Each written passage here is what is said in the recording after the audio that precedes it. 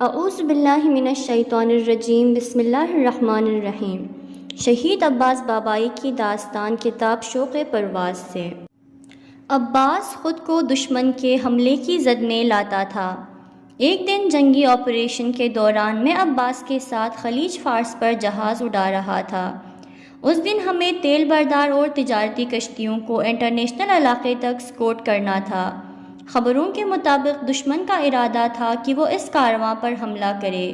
اس وجہ سے بہت نازک اور خطرناک حالات تھے۔ عباس کی پلاننگ کے مطابق 10 شکاری ہوائی جہاز اور دو F-14 خلیج فارس پر رہیں تاکہ کارواں دشمن کے حملے سے محفوظ رہیں۔ میرا اور عباس کا جہاز ایک ساتھ تھا۔ ہمارا کام شروع ہو چکا تھا۔ دشمن کے ہوائی جہاز فرصت کی تلاش میں تھے کہ کسی طرح حملہ شروع کریں۔ عباس نے مجھ سے کہا کہ مجھے یقین ہے کہ حملہ ہوگا، اس لیے ایک دم تیار ہو، ہمیں خالی ہاتھ نہیں لوٹنا ہے۔ اس کے بعد یہ طے پایا کہ ہم ریڈیو پر کوئی بات نہ کریں تاکہ دشمن کو ہماری کسی حرکت کی کوئی خبر نہ ہو۔ ہم بالکل نچلی سطح پر جہاز اڑا رہے تھے۔ ہماری پوری توجہ ریڈیو پر تھی تاکہ ہمیں اس علاقے کی صورتحال کا علم ہو سکے۔ کچھ دیر بعد ریڈیو نے اعلان کیا کہ 2 جنگی جہاز کویت کی طرف جا رہے ہیں۔ میں اور عباس ایک دوسرے کے برابر میں ایک ہی سپیڈ کے ساتھ جہاز چلا رہے تھے۔ ہم دونوں آرام سے کیبن کے ذریعے ایک دوسرے کو دیکھ سکتے تھے۔ عباس نے اشارہ کیا کہ پیغام مل چکا ہے، اب ہمیں ان کی طرف چلنا چاہیے۔ اس کے بعد ہم چل دیے۔ کویت سے 50 میل کا فاصلہ بچا تھا۔ ہوائی جہاز کے راڈار پر میں نے دیکھا کہ ان 2 جہازوں نے ایک راؤنڈ لگایا۔ ہم اور عباس ایک دوسرے کو کیبن سے دیکھ رہے تھے۔ میں نے اس سے ہاتھ کے اشارے سے پوچھا کیا کیا جائے۔ عباس نے پیغام دیا، میں خود کو دشمن کا نشانہ بنا کر آگے بڑھ رہا ہوں، دشمن کے جہاز کو اپنے پیچھے پیچھے لے آؤں گا۔ پھر تیزی کے ساتھ مجھ سے دور ہو گیا۔ اس نے جنگی مشق کی مانند جہاز اڑا کر دشمن کو اپنی طرف متوجہ کر لیا اور انہیں اپنے ساتھ ساتھ کھینچ لایا۔ ایک ایسا وقت بھی آیا کہ جب دشمن کا ہوائی جہاز میری میزائل کے بالکل سیٹ میں تھا، لیکن میں عباس کی طرف سے فکر مند تھا اور دعا کر رہا تھا کہ وہ صحیح موقع پر اقدام کرے تاکہ میں دشمن کے جہاز پر حملہ کر سکوں۔ وہ لمحات بہت مشکل سے کٹ رہے تھے اور عباس کی طرف سے میری پریشانی بڑھتی ہی جا رہی تھی، لیکن میں نے کوشش کی کہ خود پر کنٹرول رکھوں۔ راڈار پر دیکھا کہ عباس کا ہوائی جہاز دشمن کی بالکل زد میں ہے۔ اچانک دشمن کا ایک جہاز عباس سے قریب ہو گیا۔ حالات کو مکمل طور پر پرکھنے کے بعد میں دشمن کی طرف میزائل چلا دی۔ میں نے دشمن کے جہاز کو دیکھ رہا تھا۔ اچانک عباس نے خطرناک طریقے سے جہاز چلاتے ہوئے اپنا راستہ بدل لیا اور نچلی سطح پر آ گیا۔ اب میرا میزائل دشمن کے جہاز سے ٹکرایا، ایک شعلہ بلند ہوا اور دھوئیں کے بیچ وہ جہاز ہماری نظروں سے اوجھل ہو گیا۔ اب ریڈیو پر عباس کی آواز گونج رہی تھی، اللہ اکبر، اللہ اکبر۔ اس کی آواز سن کر خوش ہوا اور میں نے کہا، عباس کچھ معلوم ہے کیا کر دکھایا تم نے؟ عباس نے کہا، وَمَا رَمَيْتَ إِذْ رَمَيْتَ وَلَكِنَّ اللَّهَ رَمَى۔ میں نے کچھ بھی نہیں کیا، جو کیا اللہ نے کیا۔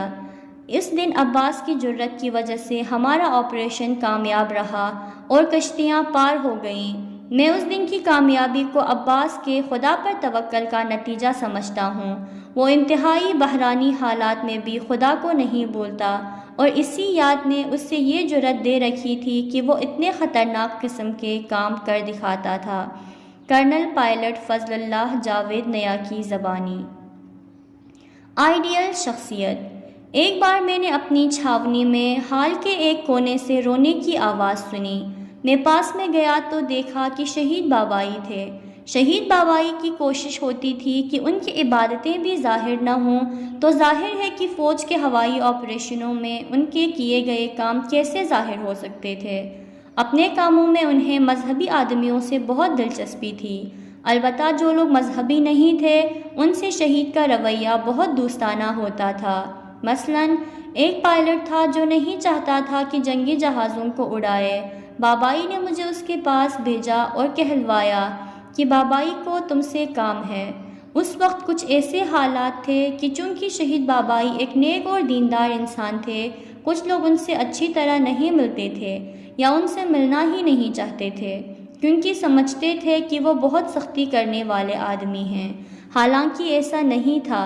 میں پائلٹ کے گھر گیا اور اس سے کہا، کرنل بابائی آپ سے ملنا چاہتے ہیں، تو اس نے کہہ دیا کہ کہہ دو میں نہیں ہوں۔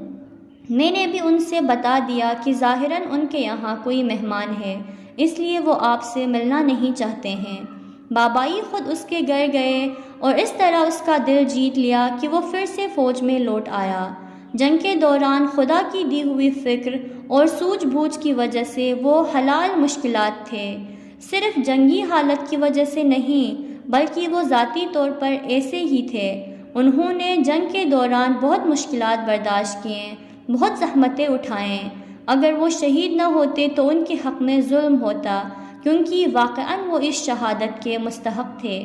البتہ شہادت کی وجہ سے ہم نے انہیں کھویا نہیں ہے، بلکہ کہا جا سکتا ہے کہ در حقیقت انہیں پا لیا ہے، کیونکہ آج بھی جب ہمارے عہدیدار ہوائی فوج میں کسی کی مثال دینا چاہتے ہیں تو شہید بابائی کا نام سر فہرست ہوتا ہے۔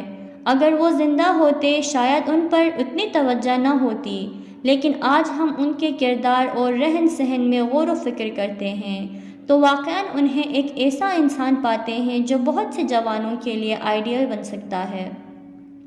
جنگ کے دوران وہ شہید ہو گئے تو یقیناً خدا انہیں اجر دینا چاہتا تھا، نہ یہ کہ ہم نے انہیں کھو دیا ہو۔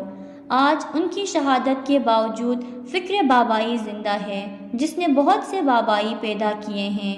آج اتنے سالوں کے بعد بھی ان کا زاویہ فکر اور ان کی اخلاقیات کے نمونے فضائی فوج کے لیے مشعل راہ ہیں۔ میجر علی اصغر نظری۔ میں انہیں گاڑیوں کا دلال سمجھتا تھا۔ شہید بابائی کی انسان دوستی ان کی شخصیت کا ایک اہم گوشہ تھا۔ ان کے جذبہ سخاوت کی وجہ سے سبھی لوگ ان کے ارد گرد اکٹھا رہتے تھے۔ ذیل میں ایک واقعہ کے ذریعے ان کی شخصیت کے ایک اور پہلو سے واقف ہوتے ہیں۔ سب سے پہلے تو میں یہ بات بتانا ضروری سمجھتا ہوں کہ میں نے شہید بابائی کی یہ قول دیا تھا کہ ان کی زندگی میں کسی سے یہ بات نہیں بتاؤں گا، لیکن آج اپنا وظیفہ سمجھتا ہوں کہ ان کی شخصیت کے پوشیدہ پہلو کو اجاگر کرنے کے لیے یہ واقعہ بتاؤں۔ میں نے شہید بابائی کو پہلی بار ظرفول میں دیکھا تھا اور اس وقت ان سے ایک سرسری سی ملاقات تھی، یہاں تک کہ میں اصفہان کی چھاونی میں منتقل ہو گیا۔ انقلاب اسلامی کی کامیابی کا 1 سال گزر چکا تھا اور میں بٹالین 82 میں اپنے فرائض انجام دے رہا تھا۔ جب بھی مجھے دیکھتے تھے میری اور میرے گھر والوں کی خیریت ضرور پوچھتے تھے۔ شہید بابائی اس وقت کیپٹن کی حیثیت سے بٹالین کے ایک پائلٹ تھے۔ ایک دن آفس ٹائم ختم ہونے کے بعد میں آفس میں ہی بیٹھا ہوا اپنے دوستوں کے ساتھ مختلف مشکلات میں جملہ آمد و رفت کی سختی اور گاڑی نہ ہونے کے بارے میں بات کر رہا تھا۔ ان دنوں چھاونی تک آنے کے لیے سرکاری بسوں سے چلنا پڑتا تھا۔ میری کل تنخواہ 15,000 تومان تھی، جس میں گاڑی خرید پانے کا کوئی امکان نہیں تھا۔ پھر بھی میں نے اپنے ساتھیوں سے کہہ دیا تھا کہ اگر انہیں قسطی گاڑی ملے تو مجھے بتائیں۔ اس بات کے کئی دن گزر گئے۔ ایک دن کیپٹن بابائی میرے پاس آئے اور خیریت پوچھنے کے بعد کہا، اگر کوئی تمہیں کام نہ ہو تو آؤ ساتھ میں چائے پیتے ہیں۔ بات کرتے کرتے انہوں نے کہا، میں نے سنا ہے کہ تم گاڑی خریدنے جا رہے ہیں۔ کیپٹن صاحب، ہم کہاں اور گاڑی کہاں؟ اس تنخواہ میں گاڑی کہاں سے آ سکتی ہے؟ کہنے لگے، خدا بہت بڑا ہے، انشاءاللہ تمہاری مشکل دور ہو جائے گی۔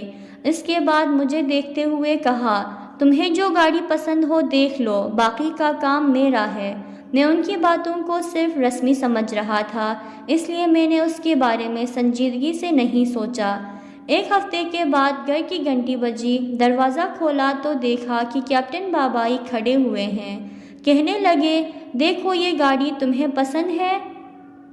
باہر گیا تو دیکھا کہ فیجو 504 جو تقریباً نئی گاڑی تھی گھر کے سامنے کھڑی ہوئی ہے۔ اس سے پہلے کہ کچھ کہوں انہوں نے کہا، گاڑی بالکل صحیح سالم ہے، لیکن اس کی قیمت 60,000 تومان ہے۔ میں نے کہا، کیپٹن صاحب گاڑی تو اچھی ہے لیکن میں اسے خرید نہیں پاؤں گا۔ انہوں نے کچھ نہیں کہا، خدا حافظی کرنے کے بعد گاڑی میں بیٹھے اور چلے گئے۔ ایک ہفتے بعد ایک پیکان لے کر گھر پر آ گئے اور کہنے لگے، یہ صرف 6 مہینہ چلی ہے، بالکل نئی، سمجھو اس کی قیمت 42,000 تومان ہے اور مناسب بھی ہے۔ میرے ایک دوست کی ہے، اگر تمہیں پسند ہو تو کل رجسٹری آفس چلا جائے۔ میں نے گاڑی کو غور سے دیکھا، قیمت کے حساب سے گاڑی بہت اچھی تھی۔ بابائی نے چابی مجھے دی اور کہا کہ چلا کر اطمینان سے حاصل کرو۔ گاڑی چلا کر جب میں مطمئن ہو گیا تو میں نے کہا، گاڑی تو ہر لحاظ سے اچھی ہے، صرف۔ انہوں نے میری بات کاٹ کر مسکراتے ہوئے کہا، مجھے معلوم ہے کیا کہنا چاہتے ہو، پیسے کی بالکل فکر نہ کرو۔ پھر کہا، کتنا پیسہ ہے تمہارے پاس؟ میں نے کہا 15,000 تومان۔ 10,000 تومان مجھ سے لیے اور کہا، کل تیار رہنا، میں آؤں گا، ساتھ میں رجسٹری آفس چلتے ہیں۔ رات کو میں سوچ رہا تھا کہ کہیں ایسا تو نہیں ہے کہ بابائی گاڑیوں کا دلال ہے اور یہ چاہتا ہے کہ گاڑی کا پورا پیسہ ادا کر کے اس سے فائدہ اٹھائے، یا پھر ہو سکتا ہے کہ اسے کوئی اچھا گاہک نہ ملا ہو اور مجھے پھنسا رہا ہو۔ رات گزر گئی اور صبح میں کیپٹن بابائی اور اس گاڑی کے مالک کے ساتھ رجسٹری آفس چلا گیا۔ ابتدائی کام پورے کیے گئے۔ ہم منتظر تھے کہ گاڑی بیچنے اور خریدنے والے کا نام پکارا جائے۔ اسی وقت شہید بابائی نے مجھ سے کہا کہ مجھے کام سے جانا ہے، تم بقیہ کام پورے کر لو۔ پھر میرے نزدیک آ کر آہستہ سے میرے کان میں کہا، تمہیں صرف رجسٹری کا پیسہ دینا ہے، باقی کسی چیز سے مطلب نہیں ہے۔ میں سوچ میں پڑا ہوا تھا کہ پھر سے ان سے گاڑی کی قیمت کے بارے میں سوال کروں یا نہیں۔ ان کے جانے کے 10 منٹ بعد ہم لوگوں کو بلایا گیا۔ رجسٹری کرنے والے نے گاڑی کے مالک سے پوچھا، تمہیں گاڑی کی مکمل قیمت مل گئی ہے؟ اس نے کہا، ہاں۔ جواب سن کر میں نے سکون کی سانس لی۔ میں نے بھی پیپر پر دستخط کر دیے۔ آفس سے باہر آ رہا تھا کہ بابائی آ گئے اور پوچھا، سب کام ختم ہو گیا؟ میں نے کہا، ہاں۔ گاڑی کے مالک نے چابی مجھے دی اور خدا حافظی کر کے چلا گیا۔ میں ڈرائیونگ سیٹ پر آ کر بیٹھ گیا اور ہم لوگ چھاؤنی کی طرف چل دیے۔ میں اسی سوچ میں پڑا ہوا تھا کہ گاڑی کا پیسہ کیسے ادا کروں گا۔ تبھی بابائی کی آواز نے مجھے چونکا دیا، پیسے کے بارے میں مت سوچو، تمہاری تنخواہ میں سے جب بھی کچھ بچے تو بقیہ پیسے مجھے دے دینا، صرف اتنی گزارش ہے کہ یہ بات کسی سے بتانا نہیں۔ شہید بابائی کی باتیں سننے کے بعد میں اب تک نہیں انہیں جو کچھ سمجھ رہا تھا اسے سوچ کر مجھے اپنے آپ سے شرم آ رہی تھی۔ مجھے محسوس ہو رہا تھا کہ اس عظیم انسان کی عظمت، بزرگی اور سخاوت کے آگے کچھ بولنے کے لیے الفاظ نہیں ہے۔ جب ہم شہید بابائی کے گھر کے پاس پہنچ گئے تو میں نے اطمینان سے کہا، رکیے، میں آپ کو ضمانت کے طور پر کوئی چیز یا پھر چیک دے دیتا ہوں۔ وہ ہنس کر کہنے لگے، ان سب چیزوں کی ضرورت نہیں ہے، تمہاری تنخواہ میں سے جب بھی کچھ پیسہ بچے مجھے دے دینا، اور اس کے علاوہ جب بھی تمہیں پیسے کی ضرورت ہو تو ہچکچانے کی ضرورت نہیں ہے، میرے پاس چلے آنا۔ اس کے بعد وہ خدا حافظی کر کے چلے گئے۔ میں اس شرافت اور جوان مردی کو دیکھ کر حیرت زدہ کھڑا ہوا تھا۔ میرے لیے یہ بات ناقابل یقین تھی کہ 10,000 تومان میں ایک اچھی گاڑی کا مالک بن گیا ہوں۔ مجھے سمجھ میں نہیں آ رہا تھا کہ کس طرح ان کا شکریہ ادا کروں۔ آخر کار 2 سال کے اندر میں نے اپنا پورا قرض ادا کر دیا۔ لیفٹیننٹ قلہکی۔